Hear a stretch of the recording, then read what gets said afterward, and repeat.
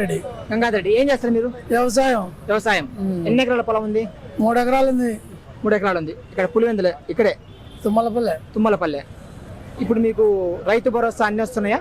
ఇప్పుడు ఇది ఏం రాలే. ఇప్పుడు మీకు రైతుల పరంగా గత ప్రభుత్వం బాగుందా, ఈ ప్రభుత్వం బాగుందా?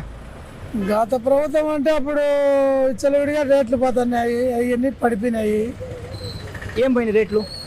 ఇక భూములే ఎకరాకు 2 లక్షలు, సెంటు 2 లక్షలు పోతున్నాయి. అంటే రేట్లు బాగా పెరిగినాయి అప్పుడు.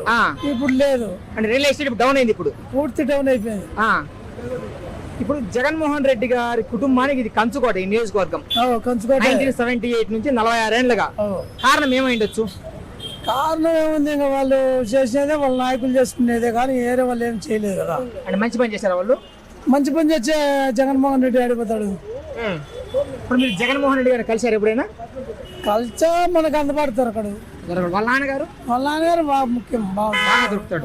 ఆయనకు ఏస్కాట్లో ఏం డైరెక్ట్ పోతాను. వాళ్ళ నాయనగారు మంచి ప్రజానాయకుడు, మళ్ళా వ్యవస్థలో బ్రహ్మాండంగా చేసినాడు. ఈయన అట్లా కాదు, ఈయనకంతా మనం పోయేదానికనే ఆస్కారం ఉంది జగన్మోహన్ రెడ్డి. ఇప్పుడు పోయినసారి 90,000 మెజార్టీ, సార్ 60,000 మెజార్టీ వచ్చింది. రేపు ఎలా ఉండొచ్చు పరిస్థితి? బీటెక్ రవి గారు గెలవచ్చా? ఎట్లా చెప్తా, అది ఇప్పుడు చెప్పేది కదా, మనం ఏం చెప్పలేము. అది ప్రజల మార్పు. ఇప్పుడు జగన్మోహన్ రెడ్డి గారు ఎవరు న్యాయం చేసే వాళ్ళకే ఉంటది, కానీ వేరే వాళ్ళకి ఉండదు.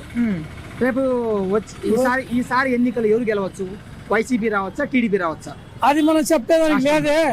ఇప్పుడు లేదు, ఇంకా ఊపు రాలేదు కదా. ఇంకా ఊపు రాలే.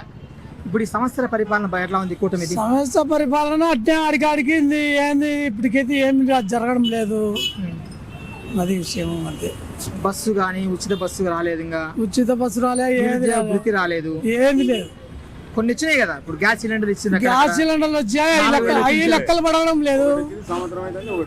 లెక్కలు పడడం మిగతా ఇది చేస్తారంటారా? చేస్తామంటారు. పోయినప్పుడు రెడీ అదేం చేస్తామంటారు.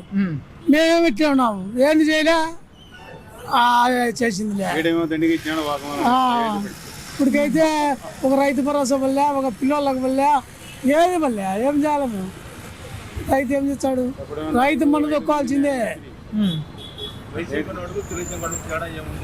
తేడా ఏముంది అంటే ఉండేదే తేడా. అది వైసీపీ గవర్నమెంట్ లో మంచి కావట్టినట్టు లెక్కలు వచ్చాయి. అరాచకాల ఎన్ని ఎవడు చేసుకునే వాళ్ళు చేసుకుంటా అంటారు, ఇల్లు చేస్తాంటారు. పోలీస్ స్టేషన్లలో వ్యవహారాలు అప్పుడు ఇప్పుడు పోలీస్ స్టేషన్ల వ్యవహారాలు, పోలీస్ స్టేషన్ల వరకు మనకు తెలియదు కదా. అంతవరకు వాళ్ళు పోలీసు వాళ్ళు ఎవడు కింద ఉన్నారు, ఎవడు రైతుల వారిగా అప్పటికి ఉంటాయి. ఆ పరిపాలనలో ఎవరు చేసేటి వాళ్ళు చేస్తున్నారు, నాయకులు చేసుకునేటి. ఇవన్నీ ఏం జగన్మోహన్ రెడ్డి పోతాడని మాకు తెలియదు. పోతాడని ఎవరు ఊహించలే. అప్పులేందులో వాళ్ళ నాయకులు చేసుకున్నారు అంత పని. ఎవడు ఏం చేసినారు? అన్నా క్యాంటీన్ ఉంది, అన్నా క్యాంటీన్ ఏమో జరుగుతుంది. అన్నా క్యాంటీన్ మంచిదే కదా, మంచిదే. అదేమన్నా రాజశేఖర రెడ్డి అది జగన్మోహన్ రెడ్డి గారు ఉన్నప్పుడు ఎందుకు తీసిండ్రు అన్నా క్యాంటీన్? అన్నా క్యాంటీన్ మంచిదే కదా, అది అన్నం మంచిదే. ఆయన చేయలేకపోయాడు. ఆయన రాజశేఖర పేరు పెట్టి చేసింటే బ్రహ్మాండంగా ఉండు. అదే రాజన్న క్యాంటీన్ పెట్టి బాగుండు కదా, బాగుండు. మా రాజన్న క్యాంటీన్ పెట్టింటే బాగుండు. ఆయనకు అంత ఐడియా లేదు, ఏం చేస్తాడు. సౌకర్యం బాగుంది, సెంట్రల్ ఉన్నప్పుడు బాగుంది కదా, ఇప్పుడు ఊరు పెట్టి వచ్చినాక బాగుంది. బస్ స్టాండ్ అంటే ఇక్కడ సెంట్రల్లో ఉన్నప్పుడు ఎక్కుతున్నారు, బాగానే ఉన్నది.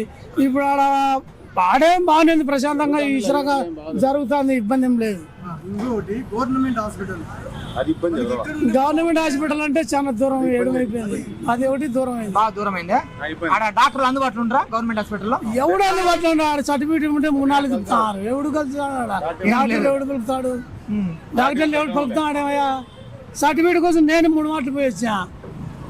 ఇది కొట్టే చంప అంటాడు. ఎవడు వ్యవస్థ వాళ్ళది అయిపోయింది, ఏంది లేదు. ఓవరాల్ గా పెద్ద చంద్రబాబు గారి పరిపాలన బాగుందా, జగన్మోహన్ రెడ్డి గారి పరిపాలన బాగుందా, రాజశేఖర రెడ్డి గారి పరిపాలన బాగుందా?